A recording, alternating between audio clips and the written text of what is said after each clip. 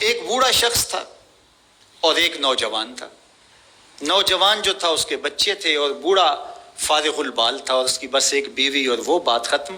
آج کل تو جو معاشیات کے ماہرین ہیں وہ سبق یہ دیتے ہیں کہ کسی سے مل کے کاروبار نہ کرنا، تھوڑا کر لینا، مل کے نہ کرنا. لیکن ایک زمانہ تھا کہ مل کے کاروبار کیے جاتے تھے اور برکت بھی ہوتی تھی. کاروبار انہوں نے کیا کھیتی باڑی کا. تو جب کھیتی پک گئی اور اناج کے ڈھیر لگ گئے تو اناج کو 2 برابر حصوں میں تقسیم کر لیا اور کہا کہ ایسا کرتے ہیں کہ ایک مرتبہ اپنے اناج سے کچھ گندم اٹھا کر کے آپ گھر پھینک آئیں اور میں یہاں پہرا دوں، اور پھر میری باری ہو میں پھینک آؤں اور آپ پہرا دیں. تو باری باری ہم یوں اپنا اپنا حصہ اپنے گھر تک منتقل کر دیں.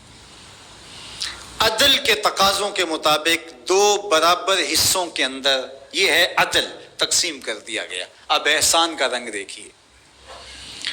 جب بوڑھا شخص گٹھڑی اٹھائے اپنے حصے کی گندم سے غلے سے کچھ حصہ اٹھا کے گھر چھوڑنے گیا تو جوان نے سوچا میں تو جوان ہوں، میرا غلہ سال سے پہلے ختم بھی ہو جائے گا تو مزدوری کر کے بچوں کا پیٹ پال لوں گا، لیکن بوڑھا کیا کرے گا؟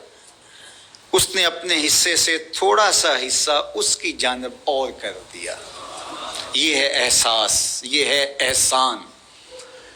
خیر اب بوڑھا بیٹھا اور یہ کوئی تھوڑا سا سامان اٹھا کر کے اپنے گھر منتقل کرنے گیا تو بوڑھے نے سوچا ہم تو 2 گھر کے فرد ہیں، ہم تو جیسے بھی گزر اوقات کر لیں گے. اس کا غلہ اگر سال سے پہلے ختم ہو گیا، چھوٹے چھوٹے اس کے بچے ہیں، یہ کیا کرے گا؟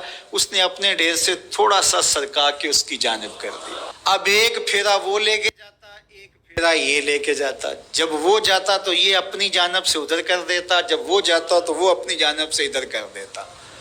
دونوں کے گھر بھر گئے لیکن غلے کے ڈھیر بھی ختم نہیں ہوئے.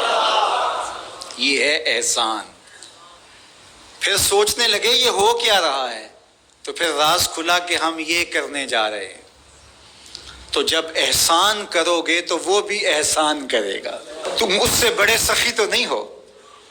لیکن آج کیا ہوتا ہے، آج اگر 2 اکٹھے مل کے کاروبار کر لیں تو بابا جائے گا تو جوان ادھر سے کر لے گا، اور جوان جائے گا تو بابا جی کہیں گے تھوڑا سا میں ادھر سے کر لوں، تو دونوں کے گھر بھی خالی رہیں گے اور غلے کے ڈھیر بھی جلدی چٹکی میں ختم ہو جائیں گے. اس لیے عدل کے تقاضے بھی پورے کرو، اور اگر تمہیں